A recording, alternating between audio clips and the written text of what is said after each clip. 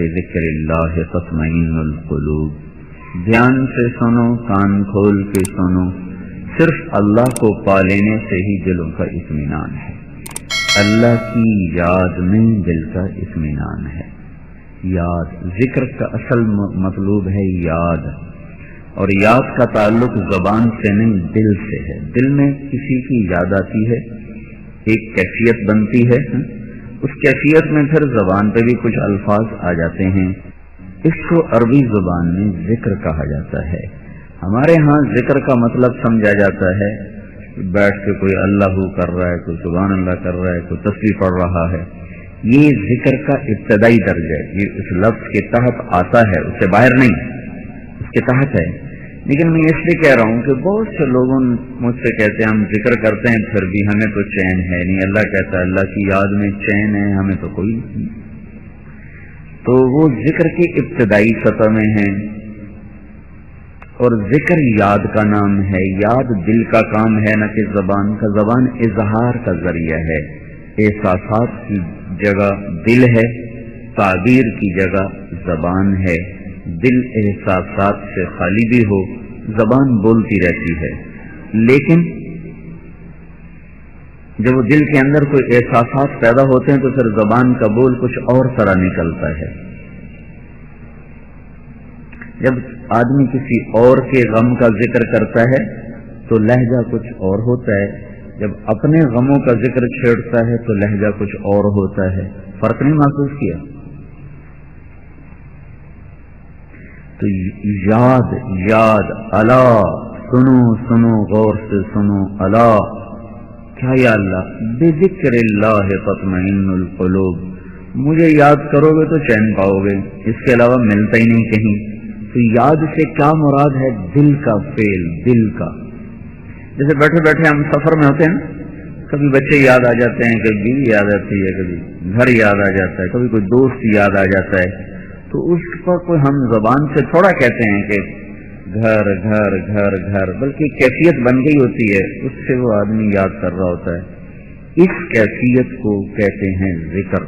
جس کا دل اللہ کی یاد میں مشغول ہو جاتا ہے وہ اللہ کے عرش سے زیادہ روشن ہو جاتا ہے، اور اللہ کے عرش سے زیادہ وہ نورانی ہوتا ہے، اور سارے چین و سکون کے خزانوں کے دروازے اللہ اس کے اوپر کھول دیتا ہے، اس کی طرف متوجہ ہو جاتی ہے اللہ تعالیٰ کی رحمت۔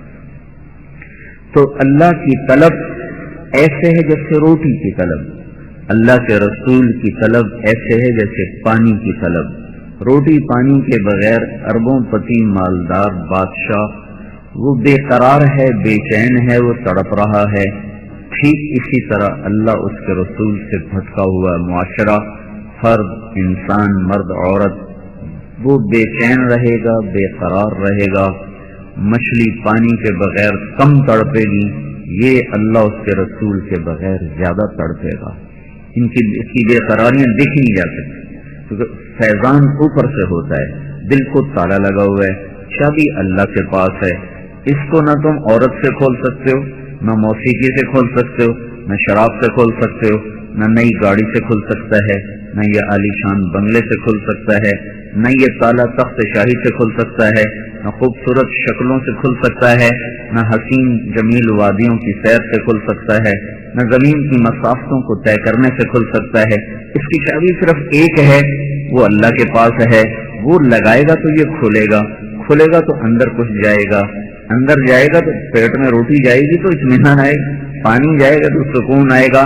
اندر جانے والی چیز ان میں سے ایک بھی کوئی نہیں، ساری باہر پھر جاتی ہے۔ اندر جانے کے لیے اللہ دروازہ کھولے گا تو اندر جائے گا۔ وہ چابی، اس کی چابی ہے لا الہ الا اللہ محمد رسول اللہ۔ لا الہ الا اللہ چابی کی طرح ہے، محمد رسول اللہ اس کے دندانوں کی طرح ہے۔ کٹ ہوتے ہیں نا، کٹ مخصوص قسم کے کٹ ہوتے ہیں، ہر تالے کے الگ الگ ہوتے ہیں۔ تو دل کے تالے کی جو چابی ہے وہ لا الہ الا اللہ ہے، اس پر جو مخصوص کٹ ہیں وہ محمد رسول اللہ ہے۔ یہ چابی گھماؤ گے تو پھر پٹ کھلیں گے، پھر در کھلے گا، پھر اس میں اللہ اس کے رسول کی محبت جائے گی۔ جب وہ اندر میں اتریں گے تب جا کر دنیا اندر کی زندگی میں اطمینان، چین، سکون اور قرار آئے گا۔ ورنہ انسان تڑپ رہا ہے، تڑپ رہے ہیں، جو جتنی آزاد زندگی گزار رہے ہیں ان کے چہرے اتنے بے رونق ہیں. دیکھو نا انسانی نفسیات کیا ہے. جیل میں ہو تو آدمی پریشان ہوتا ہے، آزاد ہو تو خوش ہوتا ہے. جیل میں جائے تو پریشان، آزاد ہو تو خوش باش. انسانی نفسیات ہے. جو لوگ آزاد زندگی گزار رہے ہیں نہ ان کو حلال کی تمیز، نہ حرام کی تمیز، نہ نکاح میں فرق، نہ زنا میں فرق، نہ پانی میں فرق، نہ شراب میں فرق، نہ موسیقی میں فرق، نہ قرآن میں فرق، نہ نظر کے اٹھنے سے فرق، نہ جھکانے سے فرق.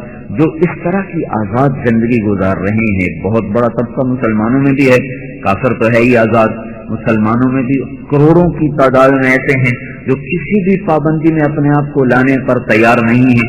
تو جو آزاد ہیں انہیں خوش ہونا چاہیے، انہیں مطمئن ہونا چاہیے. لیکن جاؤ پھرو سارا جہان، جو جتنی آزاد زندگی گزار رہا ہے اتنا اس کا چہرہ بے کیف، بے رونق، سپاٹ، اس کا چہرہ آئینہ دار ہے اس کے دل کے اندر کے تڑپ اور تلملاہٹ کا. اور جو جتنا پابند ہے اسے تو پریشان ہونا چاہیے. او بھائی یہ نہیں کھانا، یہ نہیں بولنا ہے، ادھر نہیں جانا، یہ نہیں سننا، یہاں نہیں بیٹھنا، ادھر نہیں دیکھنا، اس جہاں زبان کو تالا لگانا ہے، ادھر جانا ہے، یہ کھانا ہے، یہ نہیں کھانا ہے، یہ پہنو، یہ مت پہنو. اتنی 24 گھنٹے کی پابندیاں، پل پل قدم قدم پابندیاں شریعت کی. ادھر سے بھی روکا، ادھر سے بھی روکا، آگے سے بھی، پیچھے سے بھی، دائیں سے بھی، بائیں سے بھی. تو جو ان پابندیوں میں جکڑا ہوا انسان ہے اسے تو پریشان ہونا چاہیے. کیا مصیبت ہے یار، ہر جگہ تو پابندی پابندی ہے.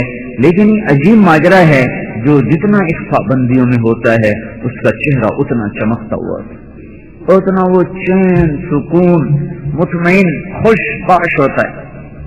ان کے چہرے بتاتے ہیں کہ ان کے اندر کچھ چیز ہے. وہ جو آزاد زندگی گزارتے ہیں ان کے چہرے بتاتے ہیں کہ یہ بھٹکے ہوئے ہیں، کسی کی تلاش میں ہیں، جو کھوئے ہوئے ہیں، بے قرار ہوئے ہیں. تو یہ کیوں ہے؟ آزاد کو تو خوش ہونا چاہیے اور قیدی کو غمگین ہونا چاہیے. معاملہ اس کے الٹ ہے. جو شریعت اور اللہ کے رسول کی پابندیوں کا قیدی بن جاتا ہے اس سے مزے کی زندگی کسی کی کوئی نہیں، اور جو اپنی من مانی کرنے پہ آتا ہے اس سے پریشان کسی کی زندگی کوئی نہیں. ان کے چہرے اداس، ان کی زندگی ویران، ان کے اندر سے خوشیاں نام کی چیز نکل جاتی. الا بذکر اللہ تطمئن القلوب. اللہ کو پاؤ گے تو چین پاؤ گے. اللہ نہیں ملا تو کچھ بھی نہ ملا، اللہ ملا تو سب کچھ ملا. پھر اللہ تعالیٰ نے مزے کی بات یہ کہی کہ دنیا کی طلب میں جاؤ گے، دنیا کی طلب میں جاؤ گے تو ضروری نہیں ہم تمہیں دے دیں. کسی کو دیں گے، کسی کو نہیں دیں گے، کسی کو بہت زیادہ دے دیں گے، کسی کو کچھ بھی نہیں دیں گے. ایک ہمارا دوست ہے مکے میں، بڑی دولت اللہ نے دی. تو مجھ سے کہنے لگا اگر اللہ نے پیسے کو عقل پہ رکھا ہوتا تو میں تو بھوکا مرتا. میں اتنا سیدھا سادہ مسلمان ہوں کہ میں تو 1 ریال نہیں کما سکتا. تو اللہ تعالیٰ نے برسا دیا ہے بارش کی طرح پیسہ. تو یہ دنیا کے بارے میں اللہ تعالیٰ فرما رہا ہے من کان یرید العاجلہ عجلنا له فیہا ما نشاء لمن نرید. جو ہم سے دنیا چاہے گا ہم اس کو اتنی دیں گے جتنا ہم چاہتے ہیں، اور اس کو دیں گے جس کو چاہتے ہیں. ہر چاہنے والے کو بھی نہیں ملے گا، ہر چاہت بھی نہیں ملے گی، اپنی مرضی سے. لیکن آخرت کے اللہ اپنے بارے میں کیا کہتا ہے؟ یا ابن آدم اطلبنی، میرے بندے تو اگر میری طلب میں آ گیا نا تو میں وعدہ کرتا ہوں تجدنی، میں تجھے ضرور مل جاؤں گا. پیسے کی طلب میں جاؤ تو کبھی دے دوں گا، کبھی نہیں دوں گا. عہدوں کی تلاش میں نکلو، کبھی مل جائے گا، کبھی نہیں ملے گا. لیکن اگر میری تلاش میں آ جاؤ تو پکا وعدہ، دستخط، اطلبنی تجدنی، میری طلب میں آ، میں تجھے مل جاؤں گا. کیسے ملوں گا؟ ان وجدتنی وجدت کل شیء وان فتنی فاتک کل شیء وانا خیر لک من کل شیء. اگر تو نے مجھے پایا تو تو نے سب کچھ پایا، تو نے مجھے کھویا تو تو نے سب کچھ کھویا، اور میں مل گیا تو تجھے سب کچھ مل گیا، میں نہ ملا تو تجھے کچھ بھی نہ ملا. دنیا بھی تیری گئی، آخرت تیری گئی. تو ادھر اللہ نے طلب رکھی جیسے بھوکے کو روٹی کمانا آسان، پیاسے کو پانی کے پیچھے جانا آسان ہے، ادھر اللہ نے فضل فرمایا ہماری روحوں میں یہ اضطراب پیدا کر دے، اضطراب۔ ہماری جماعت سے امریکہ میں ایک تو 4 لڑکیاں 2 لڑکے مسلمان ہوئے، تو ان کو کلمہ پڑھایا، تو ایک لڑکے کا نام رکھا تھا ابراہیم۔ اس نے جب کلمہ پڑھا تو اس نے ہائے زور سے اس کی اس نے ایسے ہاتھ رکھ لیے، دونوں ہاتھ یہاں۔ تو ہمارے ساتھی تھے ڈاکٹر اختر، وہ کہنے کہ کیا ہوا؟ وہی کلمہ پڑھا رہے، کیا ہوا؟ کہنے کہ جب سے ہوش سنبھالا یہ جگہ خالی، یہ جب تم نے کلمہ پڑھایا تو یہ بھر گئی ہے، میری خوشی سے ہوا نکل گئی، اللہ مل گیا، اللہ مل گیا، سب کچھ مل گیا، اللہ نہیں ملا کچھ نہیں۔ تو اللہ نے احسان کیا، اندر طلب ڈال دی، اپنی طلب رکھ دی، کافر کے اندر بھی ہے، مسلمان کے اندر بھی، اور اوپر سے دوسرا فضل یہ فرمایا کہ اپنی طرف سے پہل کر دی۔ ہمیں تو دنیا کے بادشاہوں سے ملنا پڑے تو ان کو تو کوئی طلب نہیں ہم سے ملنے کی، وہ ٹائم بھی نہیں دیں گے، ان کو ٹائم دیتے ہیں جن سے ان کی ضرورتیں حاجات وابستہ ہوتی ہیں، ہمیں تو وقت نہیں دیں گے۔ ان سے تعلق بنانے کے لیے ہمیں پہل کی ضرورت ہے، اور جو اتنا بڑا بادشاہ ہے، اعظم ہے، اس کا فضل احسان یہ ہوا کہ وہ ہم سے تعلق بنانے میں خود پہل کر چکا ہے۔ وہ کہتا ہے ابن آدم انی لک محب، میرے بندے میں تجھ سے پیار کرتا ہوں، فبحقی علیک کن لی محبا، تجھے میری قسم تو بھی مجھ سے پیار کر۔ پھر اللہ تعالیٰ نے دوسری جگہ ارشاد فرمایا ابن آدم اذکرک وتنسانی، میرے بندے تو مجھے بھولتا ہے، میں تجھے ہمیشہ یاد رکھتا ہوں۔ پھر تیسری جگہ اللہ تعالیٰ نے فرمایا ان ذکرتنی ذکرتک، تو مجھے یاد کرتا ہے میں تجھے یاد کرتا ہوں، وان نسیتنی ذکرتک، تو مجھے بھول جاتا ہے میں پھر بھی تجھے یاد رکھتا ہوں۔ تو لہذا اب اوپر سے معاملہ آسان ہو چکا ہے، پھر بادشاہوں کی طرف سینکڑوں میل چل کے جاؤ تو پھر وہ ایک قدم تمہارے لیے اٹھائیں گے۔ اور اللہ کیا کہتا ہے من تقرب الی شبرا تقربت منہ باعا، جو میری طرف ایک بالش آتا ہے میں ایک ہاتھ آگے ہو جاتا ہوں۔ من تقرب الی ذراعا تقربت منہ باعا، جو میری طرف ایک ہاتھ آتا ہے میں اس کی طرف 2 ہاتھ آتا ہوں۔ من اتانی یمشی اتیتہ ہرولا، جو میری طرف چل کے آتا ہے میں اس کی طرف دوڑ کے آتا ہوں۔ من تقرب الی فلقیتہ من بعید، جو میری طرف آتا ہے میں آگے بڑھ کے اس کا استقبال کرتا ہوں۔ یہ جو ہے نا یہ صدر وزیر وغیرہ کئی سالوں سے گشتوں میں اللہ نے ان سے ملاقاتیں کرائیں، تو ان کے ملنے کے بھی کچھ قانون ہے کہ یہاں سے آگے آپ نے نہیں جانا ہے، بس آپ نے یہیں کھڑے رہنا ہے، ملنے والا آپ سے آ کے ملے گا، آپ نے آگے بڑھ کے نہیں ملنا، اور ہر ایک کو پھر چھوڑنے کا بھی ان کے فاصلے کہ اس کو آپ نے یہیں مسافہ کر دینا ہے، اس کو آپ نے 2 قدم جا کے چھوڑنا ہے، اس کو 10 قدم چھوڑنا ہے، اس کو دروازے تک چھوڑنا ہے، یہ ان کے پروٹوکول ہیں۔ اور میرا اللہ کیا کہتا ہے من تقرب الی تلقیتہ من بعید، جو مجھ سے ملنے آ جائے میں تو آگے بڑھ کے خود اس کا استقبال کروں۔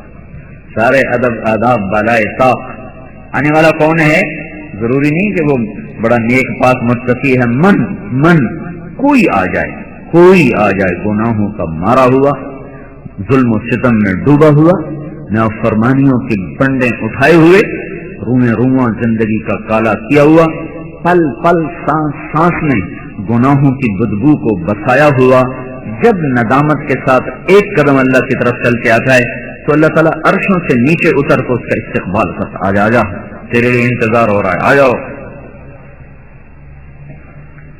آنے والوں کا یہ استقبال ہے، اور جو نہ آئیں ان کے لیے کیا ہے من اعرض عنی نادیتہ عن قریب، جو مجھ سے منہ موڑ کے چلے جاتے ہیں ان کے قریب خود چلا جاتا ہوں، میرے پاس آتے کیوں نہیں، ان سے خود جا کے کہتا ہوں میرے پاس آتے کیوں نہیں۔ اولک رب غیری، مجھ سے اچھا کوئی تیرے پاس مولا ہے، مجھ سے اچھا تیرے پاس کوئی رب ہے جو مجھے چھوڑ کے اس کے پاس جا رہا ہے۔ الحسنۃ عندی بعشر امثالها وازید، میں تو تیری نیکیوں کو کئی سو گنا کر کے بڑھا دیتا ہوں.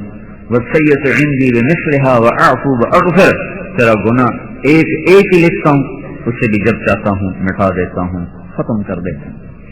تو بھائیو، اللہ کی طلب میں زندگی گزارنے کا رواج ختم ہو گیا. صبح سے شام سب کی ایک ہی طلب ہے، مال زیادہ ہو جائے، پیسہ زیادہ ہو جائے، پیسہ زیادہ ہو جائے گا زندگی خوشحال ہو جائے گی، ہم خوش ہو جائیں گے. اور میرا اللہ تعالیٰ کہتا ہے مجھے پالو خوشحال ہو جاؤ گے، مجھے پالو خوشحال ہو جاؤ گے. من عمل صالحا من ذکر او انثى فلنحيينه حیاتا طیبہ، کہ میرے پسندیدہ کام کرو گے تو تم خوشحال ہوگے. ومن اعرض عن ذکری فإن له معیشة ضنکا، اور اگر تم نے میرے یاد سے منہ موڑ دیا تو تمہاری زندگی تنگ ہو جائے گی، بے قرار ہو جاؤ گی. تو بھائیو، اللہ کی طلب میں جانا نکلنا یہ ہمارے زندگی کا مقصد ہے. اب اللہ کو ڈھونڈنا چاہیں تو اس کا پتہ کوئی نہیں تھا، تصور میں لانا چاہیں تو خبر آئی لا تخالطہ الظنون، تمہارے تصورات کی دنیا سے بالا تر. دیکھنا چاہیں تو اس میں خود خبر سنائی لا تدرکہ الابصار، تمہاری نظروں سے دور رہتا ہے. سوچنا چاہیں تو بتایا لا تخالطہ الظنون، تمہارے تصور تخیل کی جتنے بھی نقشے اور خاکے ہیں وہ سب کے سب اس کو کسی بھی شکل میں نہیں لا سکتے، کوئی رنگ نہیں دے سکتے. پھر کیا کریں؟ اس کی کوئی تعریف مدح لکھنا چاہیں تو خبر آئی لا یصفہ الواصفون، نہ تم اس کو لفظوں میں سمو سکتے ہو، نہ خیالات کی بزم میں اس کو بٹھا سکتے ہو، نہ نظروں کے دائرے میں اس کو لا سکتے ہو، نہ اپنے علم کے احاطے میں اس کو سمیٹ سکتے ہو. تعریف ہماری تعریفوں سے اتنا وہ اوپر ہے، اتنا بلند ہے کہ خود قرآن میں مثال دے کر سمجھاتا ہے کہ لو کان البحر مدادا لکلمات ربی، سمندروں کو سیاہی بناؤ، اور دوسری آیت کو ساتھ ملاؤ لو ان ما فی الارض من شجرۃ اقلام، درختوں کے قلم بناؤ. ما فی الارض سے مراد یہ ہے کہ جو درخت آدم علیہ السلام کے زمانے میں اگے تھے، اس درخت سے لے کر جو آج تک درخت ہیں یہ، اور آئندہ جو اگنے والے ہیں وہ سارے اکٹھے کر کے قلم بنائے جائیں، پھر سمندر کے کناروں پر بیٹھ کر اللہ کی تعریف کو لکھا جائے، دھرتی کے سینے کے برابر ہر ایک کو کاغذ ملے، اور ہر ایک کے قلم پر وہ فیضان ہو جو اللہ نے تقدیر کے قلم پر علم کا فیضان فرمایا تھا. ہر ایک کے ہاتھ کا قلم وہ پہلا قلم بن جائے جو اللہ تعالیٰ نے پیدا فرمایا تھا، اور اس پر براہ راست اللہ کے علم کا فیضان ہو. تو سمندر کی سیاہیوں کو تم ڈبو کر اللہ کی تعریف کو ایسا لکھو کہ نہ سوچنا پڑے، نہ اٹکنا پڑے، نہ جملہ بدلنا پڑے، نہ لفظ بدلنا پڑے، نہ قلم منہ میں دبا کر سوچنا پڑے آگے کیا لکھوں. ہر پل میں ہر تعبیر پہلے سے حسین ہوتی چلی جائے. ان لکھنے والوں میں فرشتے بھی ہوں، جنات بھی ہوں، انسان بھی ہوں، انبیاء بھی ہوں، آدم بھی ہو، نوح بھی ہو، خلیل اللہ بھی ہو، کلیم اللہ بھی ہو، روح اللہ بھی ہو، انہی میں حبیب اللہ کے ہاتھ میں بھی قلم ہو، تو بھی یہ ہوگا لنفد البحر قبل ان تنفد کلمات ربی ولو جئنا بمثله مددا. سمندر خشک ہو جائیں گے، قلم ٹوٹ جائیں گے، اور تمہارے رب کی تعریف ختم نہ ہو.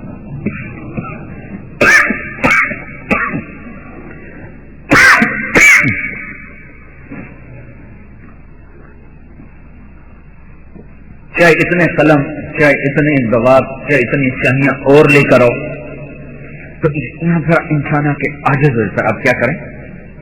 کیسے جانے؟ خالق تک جانا بھی ہے، پتہ بھی کوئی نہیں، جائیں کیسے؟ تو اللہ تعالیٰ نے حضرت محمد صلی اللہ علیہ وسلم کے ذریعے سے ہم پر احسان کیا، جو احسان عظیم ہے نا اللہ کے رسول کا. ہم اللہ کے نبی کے احسانات کو گن نہیں سکتے، دائرے میں نہیں لا سکتے، لیکن دو بڑے احسانات ہیں، دو بڑے. ایک انہوں نے ہمیں اللہ کا صحیح تعارف کرایا، اللہ کون ہے، کیونکہ اس سے پہلے اللہ کا تصور بالکل دھندلا گیا تھا. کئیوں نے بیٹا بنا دیا، کئیوں نے بیٹیاں بنا دی، کئیوں نے مورتوں میں پوجا، کئیوں نے صورتوں میں پوجا، کئیوں نے مناظر فطرت میں اس کو پوجا، کئیوں نے جانوروں میں اس کو پوجا، کسی نے اس کو بھگوان کا نام دیا، کسی نے اوتار کا نام دیا، کسی نے اس کو رام کا نام دیا، کسی نے اس کو گاڈ بنایا، کسی نے عزیر کو بیٹا بنایا، کسی نے عیسیٰ علیہ السلام کو بیٹا بنایا، کسی نے فرشتوں کو اللہ کا بیٹا بنایا، کسی نے لات و منات میں ڈھونڈنا چاہا، کسی نے ود و سوا یغوث و یعوق اور نصر میں ڈھونڈنا چاہا، تو اللہ کی ذات کا تصور بالکل غلط ہو گیا۔ تو انسانیت پر احسان عظیم ہے اللہ کے نبی کا کہ انہوں نے بتایا کہ اللہ ہے کون، اس کا صحیح تعارف کیا ہے۔ یہ پہلا احسان، لا تعداد احسانات میں سے صرف 2 بتا رہا ہوں، سارے نہیں، 2 کہ انہوں نے ہمیں اللہ کا تعارف کروایا۔ قل هو اللہ احد، انہیں بتاؤ وہ احد ہے۔ احد کس کو کہتے ہیں؟ جس کا دوسرا نہ بن سکتا ہو، جس کا دوسرا نہ بن سکتا ہو، اس کا ترجمہ اکیلا نہیں ہے، کہہ دو اللہ اکیلا ہے، اس کا ترجمہ ہے یکتا۔ انہیں کہو کہ اللہ یکتا، اللہ وہ ہے جس کا دوسرا کوئی بن نہیں سکتا۔ قل هو اللہ احد، انہیں بتاؤ کہ وہ احد ہے۔ احد ہونے کا کیا مطلب ہے؟ کہ اکیلا کائنات کے بنانے میں، اکیلا اس کے چلانے میں، اکیلا تمہاری ضرورتوں کے پورا کرنے میں، اس ایک کے ہوتے ہوئے کسی اور کو مت پکارو۔ کوئی تم تک نہیں پہنچ سکتا سوائے اللہ کے، کوئی حاضر باش نہیں سوائے اللہ کے۔ کفا باللہ رقیبا، ہر وقت کا حاضر باش۔ کفا باللہ شہیدا، ہر وقت تمہارے ساتھ۔ کفا باللہ نصیرا، ہر وقت تیری مدد کو تیار۔ 2 متضاد چیزوں پر حاوی، اتنا دور کہ نظر، خیال، تصور تک نہ اس تک پہنچے، اور اسی دوری کے ساتھ اتنا قریب کہ اقرب الیہ من حبل الورید، شہرک سے بھی زیادہ قریب ہو جائے۔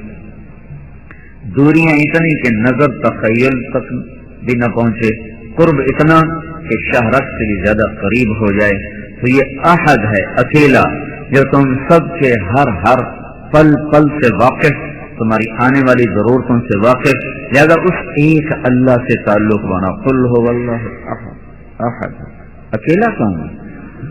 اس کو گزارا کیسے ہوتا ہے؟ تو اس کی آگے دلیل ہے اللہ الصمد۔ اللہ الصمد، وہ بے نیاز ہے، اس لیے وہ یکتا ہے۔ تم نیاز مند ہو، وہ بے نیاز ہے۔ وہ بے نیاز کیوں ہے؟ لم یلد ولم یولد، نہ اس کا کوئی اوپر ماں اور باپ، نہ نیچے کوئی بیٹا اور پوتا، تو وہ کیوں نیاز مند ہو؟ تم تو اس لیے نیاز مند ہو، پیدا ہوتے ہو تو ماں باپ کے محتاج، بوڑھے ہو جاؤ تو اولاد کے محتاج، بیمار ہو جاؤ تو اپنے عزیز و اقارب کے محتاج۔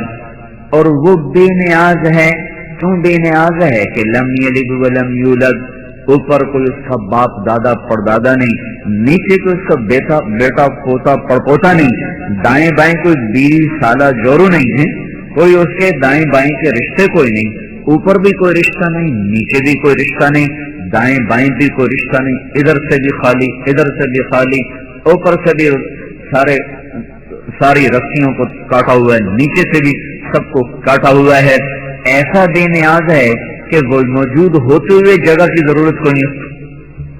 ہم سب جگہ میں نہیں بیٹھے، موجود ہے جگہ کے بغیر، موجود ہے زمان و مکان کے بغیر۔ لا یحویہ مکان میں نہیں آتا، کیونکہ مکان کہتے ہیں جو چیز بلندی، پستی، طول، عرض رکھتی ہو اور اس میں اسپیس خلا رکھتی ہو، اس کو کہتے ہیں مکان۔ اس کو وہ ہے مخلوق اور اللہ ہے خالق۔ تو جس بھی جگہ کو وہ بنائے گا وہ مخلوق ہوگی، وہ ہے خالق۔ خالق مخلوق میں کہیں آ ہی نہیں سکتا، تو لہذا ہونے کے باوجود مکان سے پاک ہے۔ بنی اسرائیل نے کہا موسیٰ تیرا رب کہاں رہتا ہے؟ تیرے رب کا گھر ہے، تیرے رب کا کوئی گھر ہے؟ تو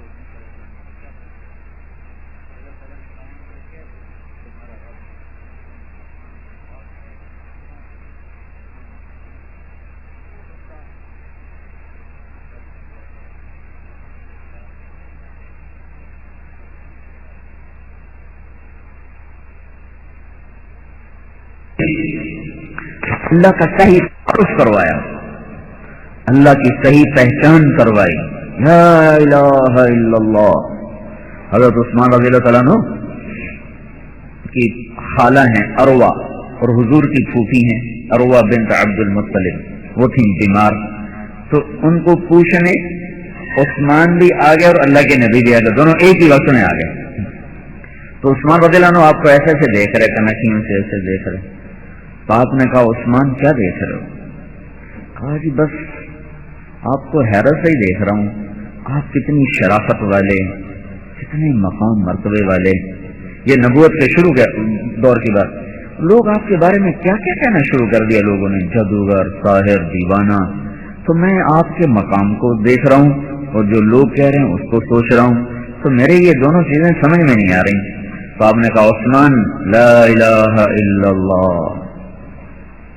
تو حضرت عثمان کہتے ہیں واللہ یعلم لقد اخشعر جلدی، اللہ جانتا ہے میرا رونگٹا رونگٹا کھڑا ہو گیا، ایسا لگ جیسے کرنٹ کسی نے مجھے مارا ہو، میرے روئیں رواں ایسے کپ کپانے لگا کہ وہ لا الہ الا اللہ یہاں سے نکل گیا. حضور کے دل سے زبان پہ آیا تھا، وہ تو واقعی ایسا ہونا تھا. عثمان لا الہ الا اللہ اتنا زبان کا بول تھا، حضرت عثمان کے دل میں اتر گیا اور کلمہ پڑھ لیا. اللہ کو اس کے صحیح معیار پر ہم نے بتا کر گئے کہ تمہارا اللہ زمان و مکان سے پاک، تمہارا اللہ تمہارا اکیلا تمہارے لیے کافی، تمہاری ضرورتوں کے لیے کافی. لہذا اس اللہ کو اپنی زندگی کا مطلوب بناؤ. یہ احسان کیا ہے، صحیح اللہ کا تعارف کروایا ہے. دوسرا احسان کیا کیا ہے کہ اس اللہ سے تعلق سکھایا. اب اس سے جوڑیں گے، دوستی کیسے لگائیں. ایک تعارف صحیح کروایا، ایک دوستی لگانا سکھایا کہ اللہ سے دوستی کیسے لگائیں. ورنہ لوگوں کو پتہ نہیں ہے کہ اللہ سے تعلق بنے کیسے، اللہ کو اپنائیں کیسے، اللہ کو راضی کیسے کریں. تو دوسرا احسان عظیم یہ ہے کہ بندے اور رب کے اندر ایک تعلق بنایا، اس صحیح تعلق پیدا کرنے کا راستہ بتایا، اس تعلق کے اندر سوز و گداز پیدا کرنے والے اعمال بتائے، اور بندے اور رب کے تعلق کو ایک جیتا جاگتا احساس بنا دیا. تو لا الہ الا اللہ میں اجمالی طور پر سارا دین چھپا ہوا ہے. لا الہ، یہ لا ایسے جیسے آدمی تلوار کا وار کر رہا، لا کے ساتھ عرش سے لے کر فرش تک ساری مخلوق کی اللہ تعالیٰ نفی کر رہا ہے. لا کوئی کچھ نہیں، کسی کا کچھ نہیں، کسی کے ہاتھ میں کچھ نہیں. الا اللہ، جو ہے وہ اللہ ہے، جس کے پاس جو ہے وہ اللہ کا ہے، جس کو ملا ہے وہ اللہ نے دیا ہے، جو جہاں ہے وہ اللہ کی طرف سے ہے، جو جس شکل میں ہے اللہ کی طرف سے ہے. ہمالیہ بلند ہوا لا، خود نہیں ہوا، الا اللہ نے کیا.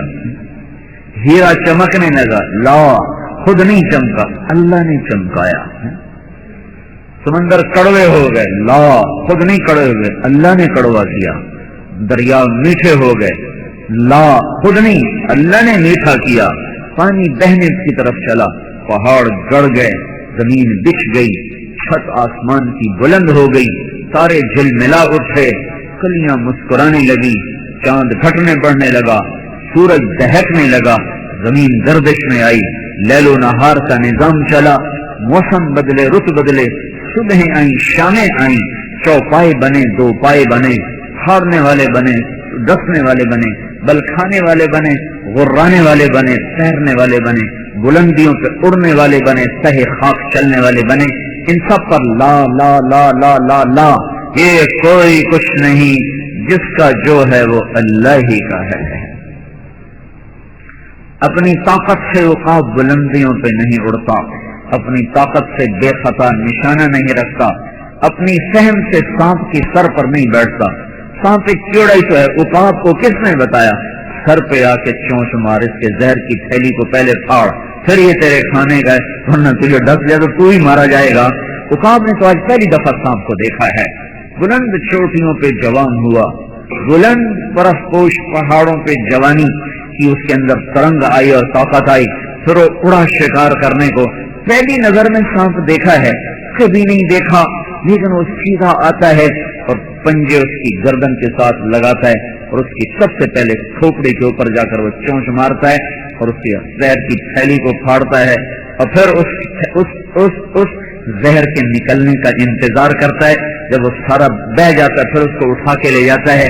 یہ خود اپنے علم سے کہیں وہ یونیورسٹی میں پڑھ کے آیا ہے، فارماکالوجی کا علم پڑھ کے آیا ہے، وہ کون جو اس میں سیکھا ہے؟ یہ ہے لا الہ، نہیں کسی کا کچھ نہیں، جو ہنر ہے وہ اللہ کا ہے، جو ہنر دیا وہ اللہ نے دیا۔ سانپ بھی تو ایک کیڑا ہے، اس کے منہ کی غذا زہر میں کیوں بدل گئی؟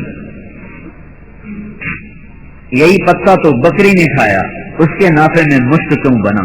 ہرن کے نافے میں جا کے مشک کیوں بنا؟ یہ کیا نظام ہے؟ لا الہ لا الہ، سب پر لا لا لا لا لا، کوئی کچھ نہیں، کوئی کچھ نہیں، کوئی کچھ نہیں، کیا ہے؟ سب کچھ اللہ ہے، سب کچھ اللہ ہے۔ ہائے ہائے، یہ تو خالی بول بھی بڑا قیمتی ہے، دیکھو اس پر بھی اللہ ہمیشہ کی دوزخ میں نہیں جانے دے گا، چاہے کوئی کتنا ہی گناہگار مسلمان ہو۔ اس لیے میں کیا کرتا ہوں، مسلم اور کافر کا موازنہ نہ کیا کرو۔ مسلمانوں سے تو امریکہ والے اچھے، یورپ والے اچھے ہیں، امریکہ سے وہ یہ موازنہ اللہ کی غیرت کو للکارنے والی بات۔ جس کے دل میں اللہ نے کلمہ رکھا اس کو حقیر سمجھا جا رہا ہے، اور جس کا دل پتھروں سے بھرا ہوا ہے اس کو قیمتی سمجھا جا رہا ہے۔ یہ موازنہ اللہ تعالیٰ کے ہاں جب کافر کی تعریف ہوتی ہے اللہ کا عرش کانپنے لگتا ہے۔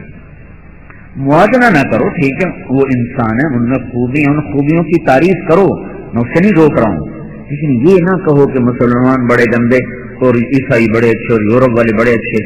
یہ اللہ کی غیرت کو للکارنے والی بات اور اسلام کی توہین ہے۔ دنیا کی سب سے بڑی نیکی لا الہ الا اللہ ہے، دنیا کا سب سے بڑا جرم کفر اور شرک۔ قرآن میں 16 دفعہ ازلم کا لفظ ہے، ازلم کہتے ہیں سب سے بڑا ظالم، سب سے بڑا ظالم، ظالم ظلام ازلم، ظالم ظلم کرنے والا، ظلام زیادہ ظلم کرنے والا، ازلم سب سے بڑا ظالم۔ تو قرآن نے 16 دفعہ ازلم کا لفظ بولا ہے اور 16 کے 16 دفعہ کافر پر ہی بولا ہے۔ والکافرون هم الظالمون، صرف کافر ہی ظالم ہے، یعنی بڑا ظالم ہے۔ ورنہ جو نماز چھوڑ دے، آپ نے کہا الجفا کل الجفا، بڑا ظالم ہے، بڑا ظلم ہے، کتنی طاقت سے یہ کہا بڑا ظلم ہے، بڑا ظلم۔ کیا کیا آپ نے کہا جو اذان سنے اور نماز پڑھنے نہ جائے بڑا ظالم ہے۔ کبھی آپ کو خیال آیا کہ یہ اتنا بڑا ظالم ہے؟ ہاں، اس لیے میں کہتا ہوں کفر کے بعد سب سے بڑا تکبر نماز کا چھوڑنا ہے۔ بے نمازی سے متکبر کوئی شخص نہیں ہے۔ میں تو جی بڑا مسکین بندہ، غریب آدمی، ریڑھی والا ہے، کوئی نماز نہیں پڑھتا، اس کو کبھی بھول کے بھی نہیں خیال آئے ہوگا کہ میں متکبر ہوں۔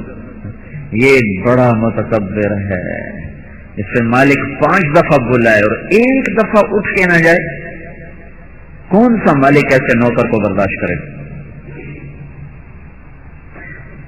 بڑا متکبر ہے جو اذان سنے اور مسجد کی طرف اس کا قدم نہ اٹھے۔ تو یہ لا الہ میں لا الہ لا الہ، ہر شکل، ہر صورت مورت، یہ کچھ نہیں ہے، ہر جگہ، ہر رنگ، ہر روپ میں جو چیز ہے وہ اللہ کا ارادہ ہے، وہ اللہ کی تقدیر ہے، وہ اللہ کا نظام ہے۔ اس لیے اللہ تعالیٰ نے چیزوں کی کبھی تاثیریں بدل دیں، کبھی شکلیں بدل دیں، کبھی ان کے خلاف کر کے دکھا دیا۔ بھڑکتی آگ میں ابراہیم کو بٹھا دیا، جلاؤ بھائی اب جلاؤ، اور اوپر سے آگ کو ٹرانسپیرنٹ کر دے، سفید شفاف۔ لکڑی کی آگ کہاں سفید ہوتی ہے؟ وہ تو کالی اور سرخ رہتی ہے۔ جو ابراہیم گئے آگ سفید ہو گئی، اور آگ کے ڈھیر میں سارے بابل کے لوگوں نے ابراہیم علیہ السلام کو آرام سے بیٹھے ہوئے دیکھا تو آزر جو باپ تھا وہ کہنے لگا نعم الرب ربک یا ابراہیم، ابراہیم تیرا رب بھائی بڑا زبردست ہے، بڑا زبردست ہے تیرا رب، کیا کہنے تیرے رب کے۔ تو یہ جو قرآن کے واقعات ہیں یہ ہمیں صحیح نہج پر لانے کے لیے کہ چیزوں کے غلام نہ بن جاؤ، صورتوں اور مورتوں کے غلام نہ بن جاؤ. بھڑکتے آگ کے شعلوں میں اللہ نے ابراہیم کو زندہ کر کے دکھایا. پانی کے اندر مچھلی ایک اور مچھلی کے پیٹ میں, اس کے پیٹ میں یونس علیہ السلام, اور انہوں نے 40 دن زندہ سلامت آرام سے بٹھا کے دکھایا کہ کسی موت کی شکل سے موت نہیں آتی, کسی موت کے نظام میں موت نہیں ہے, موت اللہ کا ارادہ ہے. سنگلاخ پہاڑ ہیں مکہ کے, چشمہ پانی کا نکال کے دکھایا, اور آج تک اس کا معجزہ باقی ہے. جو وہ کنویں کا انچارج تھا نا, اس کی میری ملاقات ہوئی کوئی آج سے 5 سال پہلے, تو اس سے میں جا کے فوٹو بھی دیے. اندر کنویں کے فوٹو ہیں, جو سب اس کے 4 جھرنے ہیں. جو کنواں ہے اس کے اندر 4 بڑے سوراخ ہیں. سب سے بڑا سوراخ حجر اسود کی طرف سے, یہ سامنے حجر اسود ہے, یہاں کنواں ہے, اس طرف سب سے بڑا سوراخ ہے. پھر 2 ادھر ہیں, 1 ادھر ہے, 4 ہیں, وہ بند رہتے ہیں. جو ہی ہم چلاتے ہیں پانی کی موٹر, سے طوفان بن کے پانی اس میں سے نکلنا شروع ہو جاتا ہے, فوارے مارتا ہے, اور سارا دن چلتی ہے موٹر, سارا رات چلتی ہے, اور مسلسل چلتی ہے, تو پانی اسی طرح نکلتا رہتا ہے. جو ہی ہم موٹر کا بٹن بند کرتے ہیں تو ہی وہ چشمے چپ کر کے سو جاتے ہیں. یہ پانی کہاں سے آ رہا ہے؟ پیچھے کوئی رگیں ہوتی ہیں, پانی کی رگیں ہوتی ہیں جہاں سے وہ پانی آتا ہے.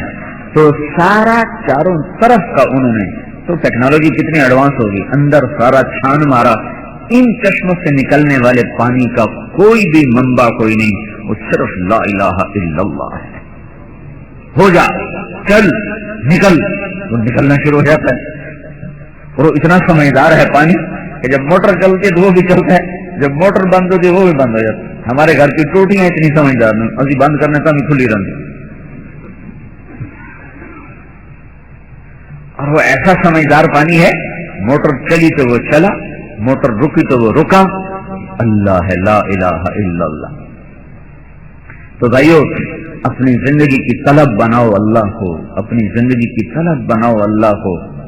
دیکھو انسان کی فطرت یہ ہے, جس چیز کو پا لیتا ہے نا, پھر اس سے اس کا دل بھر جاتا ہے. کیونکہ انسان کی طبیعت میں بہت تیزی سے تبدیلی چاہتا ہے, بہت زیادہ. اور آگے چیزوں میں اتنی تیزی, ایک موٹر کا ماڈل بدلتے بھی 3 سال لگ جاتے. تو انسان جس تیزی سے تبدیلی چاہتا ہے, اس تیزی سے دنیا کا نظام نہیں. دنیا آہستہ آہستہ تبدیل ہوتی ہے, انسان کا مزاج تیزی سے تبدیلی چاہتا ہے. ہاں, اگر اسے اللہ مل گیا اور اللہ کے تعلق تک یہ پہنچ گیا, جتنی مرضی دوڑ لگائے, اللہ کے جلوے روز نئے کھلتے چلے جائیں گے. پھر اسے میں گم ہو جائے گا, اور زندگیاں کھپ جائیں گی, پر اللہ کے جلووں کی انتہا کوئی نہیں, کیونکہ خود اللہ اپنی ذات میں جو لامحدود ذات. تو حضرت محمد صلی اللہ تعالی علیہ وسلم کا یہ احسان عظیم ہے کہ انہوں نے اللہ کا تعارف کرایا, پھر اس تک پہنچنے کا راستہ بتایا. کیا بتایا؟ لو کان موسیٰ حیا لما وسعہ الا اتباعی.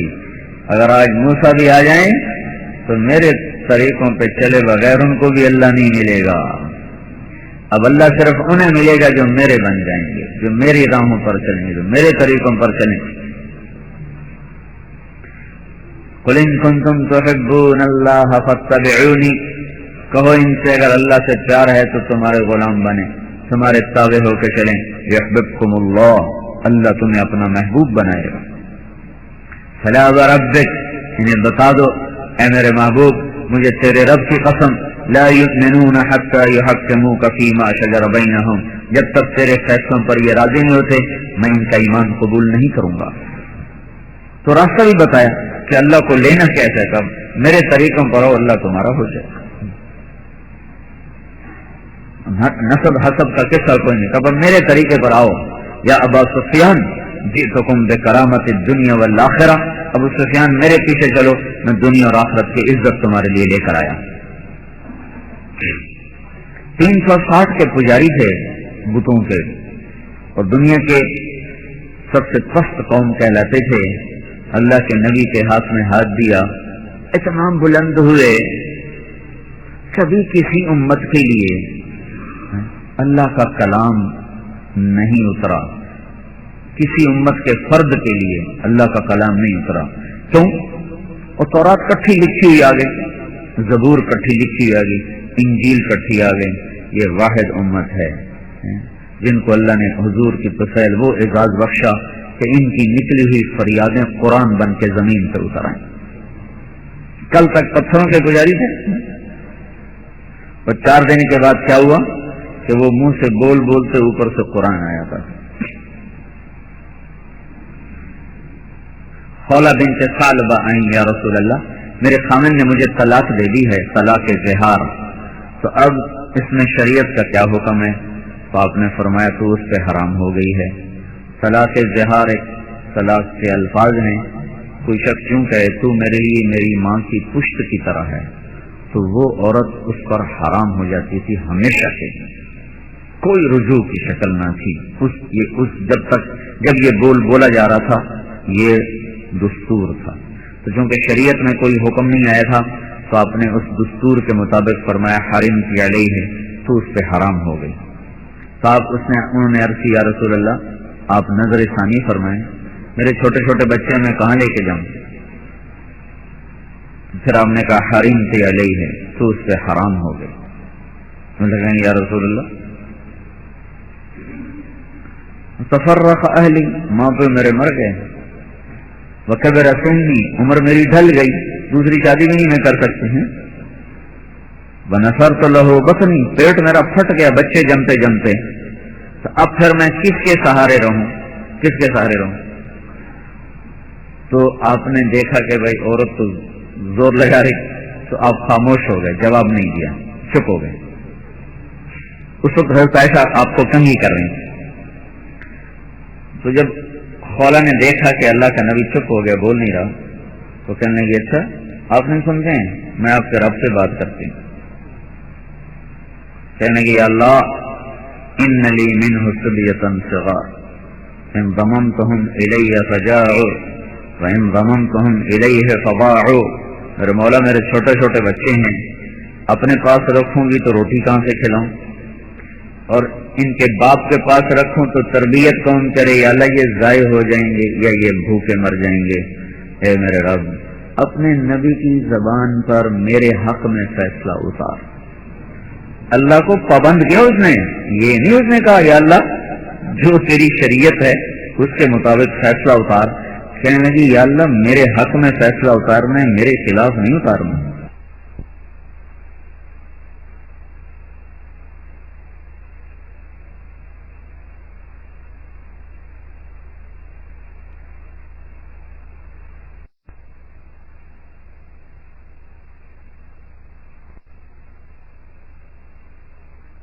اور یہ کیا کرنا, رونا شروع کیا. ایک دم اللہ کے نبی پہ وحی آئی تو آپ کا چہرہ بدل جاتا تھا, رنگ بالکل بدل جاتا, آنکھیں بند ہو جاتی, پسینہ آ جاتا تھا, غشی کی کیفیت ہوتی. تو اس وقت حضرت عائشہ نے کہا خولہ سے چپ کر وحی آ رہی ہے. اس کو دیکھا وحی کو تو وہ اور زیادہ رونے لگی. کس بات پر کہ پتہ نہیں میرے خلاف فیصلہ آ رہا ہے یا میرے حق میں آ رہا ہے, تو اور رونا شروع کر دیا. تو جب وہی ختم ہوئی تو آپ نے آنکھیں کھولے کا خولہ تو یہ بشارت ہو اللہ نے تیرے حق میں فیصلہ کر دیا. اور اس کو اللہ نے جو میں کہہ رہا تھا نا, یہ واحد امت ہے کہ جن کے لیے قرآن اترا, قرآن کلام اللہ. اللہ تعالیٰ نے خولہ کی کہانی کو قرآن کا حصہ بنایا اور 28واں پارہ سے شروع فرمایا قد سمع اللہ قول التی تجادلک فی زوجها. قد کا لفظ, پھر السمع اللہ, پھر اپنے نام ذاتی نام کا استعمال, پھر قول اور التی اور تجادلک فی زوجها. 4 لفظ استعمال کیے خولہ کے لیے اس کی عظمت کو بلند کرنے کے لیے. جیسے ہمارے نا کہ حضرت مولانا حضرت اقدس, ہم جو یہ ساتھ لقب لگاتے ہیں اس کی شخصیت کو اجاگر کرنے کے لیے, تو قول التی تجادلک فی زوجها اتنا لمبا جملہ اس خولہ کی عظمت کو بلند کرنے کے لیے تھا. اور اللہ تعالیٰ کیا کہہ رہا ہے, ہاں ہم نے سن لیا ہے, قد سمع, ہم نے سن لیا ہے اس عورت کا جھگڑا جھگڑا، جو آپ سے اپنے خامن کے بارے میں جھگڑا کر رہی تھی، پھر آپ نے نہ سنا، وَتَشْتَكِي إِلَى اللَّهِ، پھر اس نے اپنے رب کو پکارا، وَاللَّهُ يَسْمَعُ تَحَاوُرَكُمَا، اور میں تو آپ کا مناظرہ سن رہا تھا، آپ انکار کر رہے تھے، وہ اقرار کروا رہی تھی، میں دیکھ رہا تھا۔ إِنَّ اللَّهَ سَمِيعٌ، سن بھی رہا تھا، بصیر، دیکھ بھی رہا تھا۔ الَّذِينَ يُظَاهِرُونَ مِنكُم مِّن نِّسَائِهِمْ مَا هُنَّ أُمَّهَاتِهِمْ، آج کے بعد جو یہ بولنے والے ہیں ان کو بتا دو کہ تمہاری مائیں وہ ہیں جنہوں نے تمہیں جنا ہے، بیوی ماں نہیں بن سکتی، لیکن اس بول کے خمیازے میں تمہیں یا تو غلام آزاد کرنا ہوگا، یا 60 مسکینوں کو کھانا کھلانا ہوگا، یا 60 روزے رکھنے ہوں گے، اور بیوی تمہارے لیے حلال ہو جائے گی۔ یہ اعزاز ملا حضرت محمد صلی اللہ تعالی علیہ وسلم کے ہاتھ میں ہاتھ دینے کا، اور کسی کو یہ عزت نہیں ملی کہ اللہ تبارک و تعالی قرآن اتار رہا ہے۔ رات اندھیرے میں ابو طلحہ میاں بیوی ہیں، مہمان آیا ہوا ہے، اور مہمان کو کھلانے کے لیے روٹی اتنی ہے، خود کھائیں تو مہمان بھوکا، مہمان کھائے تو بچے بھوکے، تو وہ کہہ رہے ہیں تو بچوں کو سلا دے، مہمان کو کھلا دے، خود بھوکے بیٹھ کے منہ چلائیں گے، چراغ کو بجھا دیں گے۔ یہ رات کو کام ہوا، بچوں کو بھوکا سلایا گیا، مہمان کے سامنے بیٹھ کر چراغ بجھایا گیا، خود منہ ہلاتے رہے، مہمان پیٹ بھر کے کھا گیا۔ جب مسجد میں فجر کی نماز کو آئے ابو طلحہ، تو اس سے پہلے قرآن اللہ اتار چکا تھا، وَيُؤْثِرُونَ عَلَىٰ أَنفُسِهِمْ وَلَوْ كَانَ بِهِمْ خَصَاصَةٌ، اور آپ نے کہا ابو طلحہ تیرے رات کے کام سے اللہ بڑا خوش ہو رہا تھا، بڑا خوش ہو رہا تھا۔ یہ حضرت محمد صلی اللہ تعالی علیہ وسلم کی عزت ہے، اور آپ کا معجزہ ہے کہ آپ نے عام انسانوں کو اس درجے تک پہنچایا کہ ان کے لیے قرآن، ان کی فریادوں پہ قرآن اترنے لگ گیا۔ یہ تو بڑے بڑے 14 برس کی عمر ہے، 14 برس کی عمر ہے حضرت ارقم کی، 14 برس، زید بن ارقم۔ تو عبداللہ بن ابی وہ باتیں کر رہا تھا، لَيُخْرِجَنَّ الْأَعَزُّ مِنَ الْمَدِينَةِ الْأَذَلَّ، ہم جائیں تو صحیح مدینے، ہم ان ذلیلوں کو مدینے سے نکال دیں گے۔ تو انہوں نے سنا تو آ کر کہا یا رسول اللہ، عبداللہ بن ابی آپ کے بارے میں یہ کہہ رہا تھا۔ اچھا، تو آپ نے اس کو بلوایا، تو قسم کھا گیا کہ میں نے کب کہا، میں نے کوئی نہیں کہا۔ تو سعد بن عبادہ جو تھے نا، وہ بڑے غیور قسم کے سردار سے کہنے کہ یا رسول اللہ یہ تو بچہ ہے، اس نے پتہ نہیں سنا کیا سنا، یہ سردار آدمی یہ کیسے جھوٹ بول سکتا ہے؟ تو زید بن ارقم کہنے لگے میں اتنا غمگین ہوا کہ میں نے حضور کی محفل میں آنا چھوڑ دیا، اور رو رو کے میرا برا حال ہو گیا ہے کہ میرے ابھی آنسو خشک نہیں ہوئے تھے کہ اللہ نے قرآن اتار دیا۔ هم الذين يقولون لئن رجعنا إلى المدينة ليخرجن الأعز منها الأذل ولله العزة ولرسوله وللمؤمنين ولكن المنافقين لا يفقهون۔ بچوں کی آنسوں پر قرآن اترا، یہ اللہ کے محبوب کے پیچھے چلنے کی عزت اور اعزاز ہے، کسی کو یہ چیز حاصل نہیں۔ تو اللہ تعالیٰ نے فضل اور احسان فرمایا کہ ہمارے اوپر ہماری لاٹری نکلی کہ ہمیں حضرت محمد صلی اللہ تعالی وسلم کی امت میں سے پیدا فرما دیا، آپ کا ساتھی بنا دیا۔ یوسف علیہ السلام پر زنا کی تہمت لگائی زلیخا نے، ما جزاء من اراد باهلك سوءا الا ان يسجن او عذاب الیم، پکڑو اس کو، اس نے میرے ساتھ برا کیا ہے۔ یوسف بولے ہی راودتنی عن نفسی، نہیں میں نے کچھ نہیں کیا، اسی نے مجھے بہلایا پھسلایا ہے۔ فشہد شاہد من اہلہا، تو اسی شاہی خاندان زلیخا کے خاندان کا ایک بچہ بول اٹھا، گواہی اللہ نے یوسف کی پاک دامنی کی گواہی دلوائی کہاں سے؟ بچے سے۔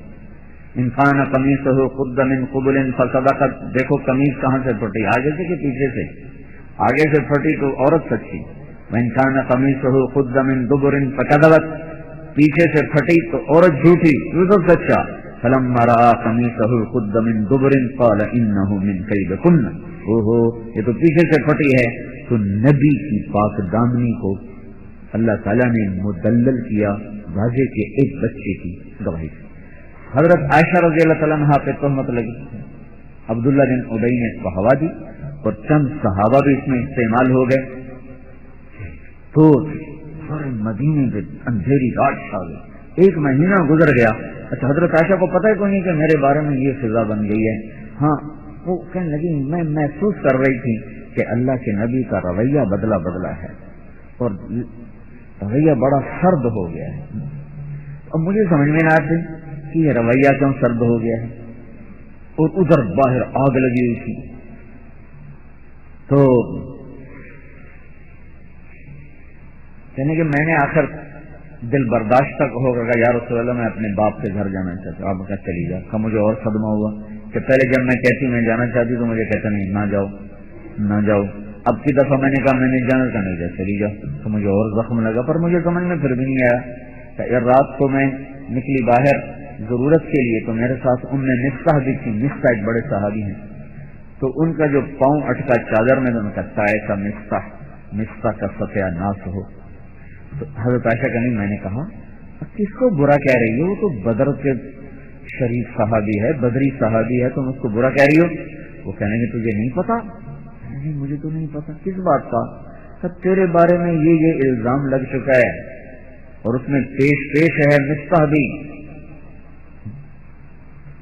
3 آدمی صحابہ میں بھی پھنس گئے تھے. ایک حسان بن ثابت, ایک حمنہ بنت جحش اور ایک مصطح بن عثال وغیرہ تعالیٰ عنہ. باقی سب منافقین کے حوالے. حضرت عائشہ فرماتی ہیں کہ مجھے تو پیشاب بھول گیا اور آنسوؤں کی جھڑیاں لگ گئی. میں سے واپس آئی تو میرا رو رو کے برا حال ہو گیا. تو مجھے خیال آیا کہ چلو میرا اللہ میرے نبی کو خواب دکھا دے گا یا جبریل کے ذریعے سے اطلاع کر دے گا کہ نہیں یہ خبر غلط ہے. مجھے یہ نہیں پتا تھا کہ میرے بارے میں اتنا بڑا کام ہوگا. تو کہا میں اپنے گھر میں لیٹی ہوئی تھی بے قرار, ماں بھی پریشان, باپ بھی پریشان. اتنے میں اللہ کے نبی تشریف لائے اور کہا کہ عائشہ میں تیرے لیے استغفار کر دوں گا اگر کوئی ایسا کام ہوا ہو. اتنا بڑا اصول نکلتا ہے یہاں سے. اللہ اکبر. کس حد تک اپنے گھر والوں سے درگزر کی جا سکتی ہے. دیکھ رہے ہو کس حد تک اپنے گھر والوں سے درگزر کی جا سکتی ہے. کہ آپ نے یہ نہیں کہا چلو ٹھیک ہے طلاق دے دو, قتل کر دو اس کو. لوگ کیا کرتے ہیں, قتل کر دیتے ہیں. کیا ظلم و ستم. ہم کہا عائشہ اگر کوئی ایسا مسئلہ ہے تو میں تیرے لیے استغفار کر دیتا ہوں, معافی ہو جائے گی. تو عائشہ فرماتی ہے میرے آنکھوں خشک ہو گئے. میں اٹھ کے بیٹھ گئی. میں نے اپنے باپ سے کہا جواب دو. تو میرے باپ کانپ رہا تھا, بیٹھی میں کیا جواب دوں. تو کہنے لگی اچھا سچ کہوں تو مانو گے نہیں, جھوٹ کہوں تو اپنے آپ کو داغدار کیسے کروں. میں وہی کہتی ہوں جو یوسف کے باپ نے کہا تھا. کہنے لگی صدمے کی وجہ سے مجھے یعقوب علیہ السلام کا نام ہی بھول گیا. میں وہی کہوں گی جو یوسف کے باپ نے کہا تھا انما اشکو بثی وحزنی الی اللہ. میرا غم میرا دکھڑا میرے اللہ کے سامنے ہے, میں تم سب کو کچھ نہیں کہتی. یہ بول زبان سے نکلے تھے کہ حضور پہ وحی آ گئی. ابوبکر صدیق کا رنگ فخ, ام رومان کا رنگ فخ. پتہ نہیں اب یہ وحی کیا آ رہی ہے, کیونکہ 1 مہینے میں ایسی فضا بن گئی تھی کہ سارے شک و شبے کی نظروں سے تو دونوں ایسے ماں باپ ایسے کانپ رہے, پیلا پھٹک رنگ. تو جو ہی وحی ختم ہوئی تو آپ نے مسکراتے فرمایا عائشہ تجھے مبارک ہو, تیرا اللہ تیری پاک دامنی بیان کرنے خود آ گیا.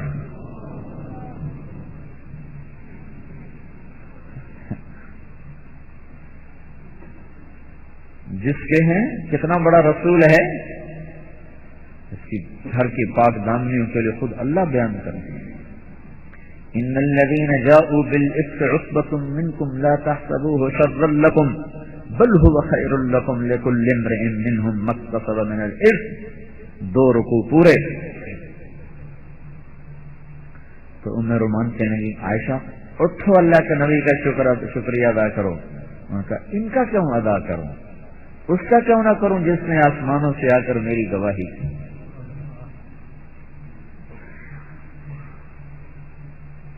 تو میرے بھائیوں، اس دھرتی میں محمد مصطفیٰ صلی اللہ علیہ وسلم جیسے غلام دیکھے نہیں.